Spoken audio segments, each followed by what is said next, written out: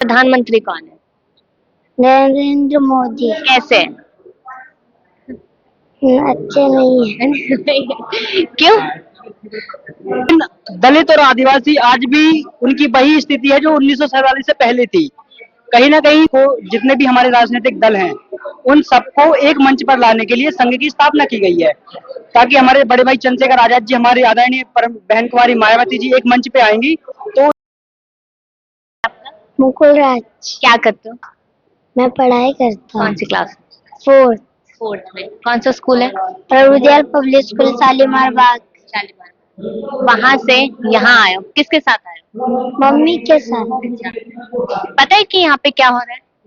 पता है। बताओ। अच्छा, बताओ। आपको पता है गौतम बुद्ध कौन थे? पता है। महात्मा बुद्ध। हाँ। महात्मा बुद्ध था उनका नाम। उन्होंने क्या सिखाया था कि लड़ाई झगड़ा करना है या शांति से रहना है? शांति से रहना। अच्छा, और बाबा साहब जो है उनके बारे में जानते हैं आप?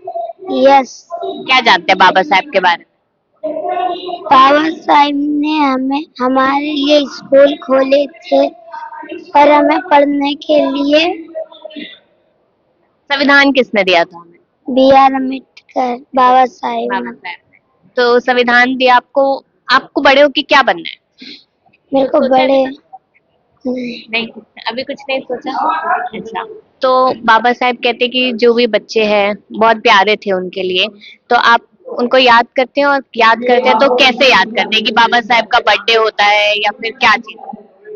बाबा साहब का बर्थडे होता है 14 अप्रैल। तो आप लोग मनाते हैं उसको?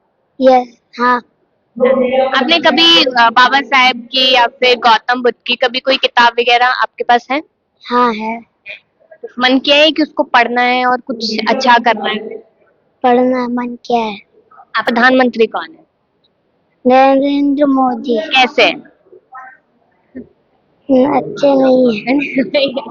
क्यों? मैं आपको दिखाना चाहती हूँ यहाँ पर बाबा साहेब की, रविदास जी की और बहुत ऐसे महान लोग हैं जिनके यहाँ पर किताबें, और कुछ लोग यहाँ पर ये किताबें खरीद भी रहे हैं। तो मैं ये जानना चाहूंगी, किताबें सिर्फ खरीदी जा रही है या इनको पढ़ा भी जाएगा? इनको पढ़ा भी जाएगा। क्या आप पढ़ के क्या हासिल करेंगे आप? इनको पढ़ के ये हासिल करेंगे जो हमारे महापुरुषों ने संघर्ष किया है, तो उन्होंने अपनी जीवन शैली इसमें बताया है हम लोगों को कि हमें किसके आधार पर चलना है। इन किताबों से हमें ज्ञान मिलेगा जो हमारे महापुरुषों ने संघर्ष किया है, त्याग किए हैं हमारे लिए, ताकि आज हम बोल पा रहे हैं, पढ़ पा रहे हैं, ये सब उन्हीं के देन है। देखिए, जो अगर जाति वाली बातें हम सालों साल पहले भी लड़ रहे थे और समय बदला, लेकिन लगता है कि समय सच में बदला है और आज भी वही लड़ाइयाँ देखने को मिल रही है कि नहीं? देखिए, समय बदला तो है, लेकिन दलित और आदिवासी आज भी उनकी वही स्थिति है जो 1947 से पहले थी। कहीं ना कहीं दलित सक्षम हुए, लेकिन अधिक मात्रा में दलित आज भी पिछड़े हैं और आदिवासियों के साथ अत्याचार हुए। कारण क्या नजर? उसका कारण बाबा साहब ने तो संविधान दिया है, सबको हक अधिकार दिया है। बिल्कुल। देखिए, बाबा साहब ने संविधान तो दिया है, लेकिन क्या पूरा संविधान लागू है? पूरा संविधान जब लागू होता तभी बाबा साहब अम्बेडकर का सपना पूरा होता, और जो दलित, पिछड़े, आदिवासी, गरीब, मजदूर, किसान हैं उनके साथ न्याय होता है ना।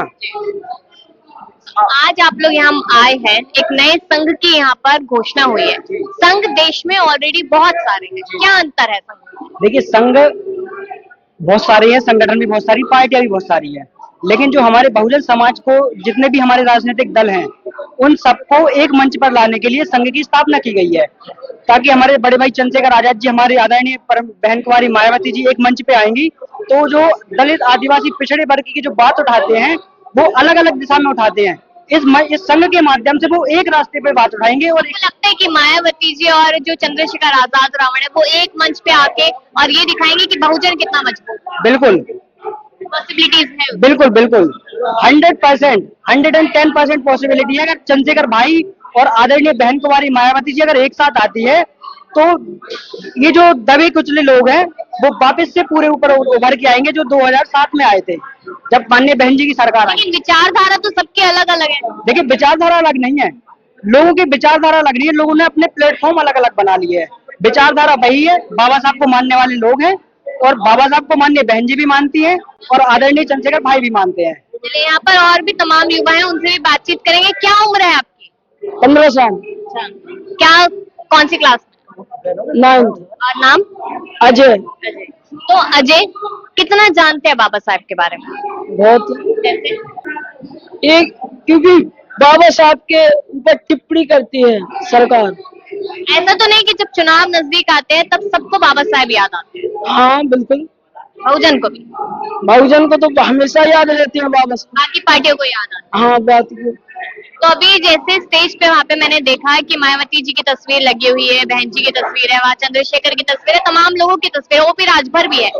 सारे संगठन, आपको लगता है कि आप एक अभी बच्चे हैं, जितनी जानकारी आपके पास, आपको लगता है सब लोग साथ में आ पाएंगे? भरोसा करना होगा, साथ जरूर आएंगे, ये मेरा वादा है। हाँ पक्का आएंगे साथ में। हमेशा कहा जाता है, गौतम बुद्ध की बात की जाती है, शांति प्रिय थे वो, शांति की बात की जाती है, बहुजनों के साथ शांति देश में नहीं देखी जाती, ऐसा लगता है आपको? नहीं, आए दिन हम तस्वीरें देखते हैं कि घोड़ी पे नहीं चढ़ने दिया जाता, मूछ नहीं रखने दी जाती, क्यों? इसलिए क्योंकि आज लोग सबसे ज्यादा जातिवाद करते हैं ना। कौन खत्म करेगा?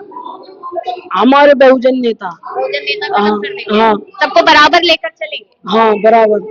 अभी भाजपा सरकार है, मोदी जी कहते 140 करोड़ जनसंख्या मेरा परिवार है, आप लोग उनका परिवार है कि नहीं? वो खुद नहीं मानते, खाली मीडिया के सामने पर कहते हैं कि हमारी कि आप लोग परिवार है, हाँ परिवार है, असलियत में नहीं मानते। नहीं मानते बिल्कुल। आप यहाँ पर मैं बात करना चाहूंगी, क्या किताब ले रहे हैं आप? हम किताब ले रहे हैं, अभी गुलामगिरी देख रहे थे लेने के लिए। हाँ।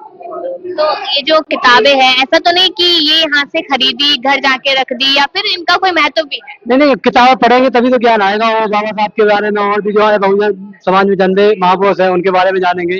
तो क्योंकि जब शिक्षित नहीं होंगे तो कहाँ से आवाज उठाएंगे, कहाँ से लड़ेंगे, तो इसलिए। शिक्षित की आप बात करें, युवा है, हम देख रहे हैं आए दिन कभी बीपीएससी वाले पिट रहे होते, कभी एसएससी वाले पिट रहे होते हैं, कभी एनआईटी वाले पिट रहे, कभी नीट वाले पिट रहे, क्या उम्मीद है युवा को आने वाले समय में? युवाओं को इसमें थोड़ा ध्यान भी देना चाहिए और अपने महापुरुषों को पढ़ना चाहिए, क्योंकि अभी जो सरकार है, सरकार ने शिक्षा के ऊपर तो कोई मतलब उनका है ही नहीं, ध्यान भी नहीं है।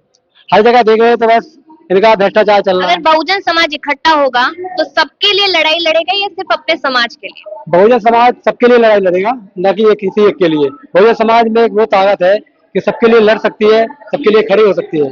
हाँ। जाति वाली बात हमेशा की जाती है, जाति प्रथा तो शायद बहुत समय पहले खत्म हो गई थी, लेकिन एक बार फिर से वही तस्वीरें दोहराई जा रही है, ऐसा लगता है आपको? कहाँ जातिवाद खत्म हुआ है बताइए आप? हमें तो नहीं लगता जातिवाद खत्म हुआ है। जातिवाद तो खत्म हुआ ही नहीं। अभी देख लीजिए, कहीं भी चले जाइए आप, किसी गांव में चले जाइए, जातिवाद तो हर जगह चल रहा है, जातिवाद खत्म नहीं हुआ। यूपी के लिए योगी जी कह रहे हैं कि कोई जाति की बात नहीं करेगा। कौन कहता है? उधर देखिए नितिन गडकरी ने कहा था करेगा, जो जाति की बात उसके मुंह पे पड़ेगी लात। मैम हम एमपी से आते हैं, बुंदेलखंड क्षेत्र में, अभी जाकर देखिए सबसे ज्यादा जातिवाद है वहाँ पर। हर समाज के हमारे जो दलित भाई हैं उनके साथ तो इतना बड़ा व्यवहार किया जाता है कि ये सोचने वाली एक बात है जी। यही नजर आया कि हमारे जो लोग हैं संगठन नहीं है और लोग अलग अलग है, जी जी, अब आप लोग साथ में लाएंगे? हाँ सबको साथ लेने का काम है। और हमारी जो अभी तक भाई ने संघ की स्थापना की है, तो इसमें हमारे बहुजन नेता सबको हम एक साथ लाएंगे, जब भी हो सके जितना भी टाइम लगे उनको साथ एक साथ करेंगे। अब देखिए कि लगातार यही कहा जा रहा है कि जितने भी अलग अलग जो बहुजन समाज के नेता बने हुए हैं सबको एक साथ लाने की कोशिश जो है अब वो शुरू हो चुकी है। तो बहुत देखना ये काफी ज्यादा दिलचस्प रहेगा, अहम रहेगा कि क्या एक ही मंच पे आने वाले समय में ओपी राजभर, चंद्रशेखर आजाद, मायावती और तमाम ऐसे और भी बहुजन नेता है कि वो साथ में नजर आते हैं, और अगर शायद नजर आते हैं साथ में तो तस्वीरें कुछ बदलती ही नजर आएगी। आप लोग अपनी राय दीजिएगा इस मुद्दे पर, देखते रहिए बाइट विद कशिश।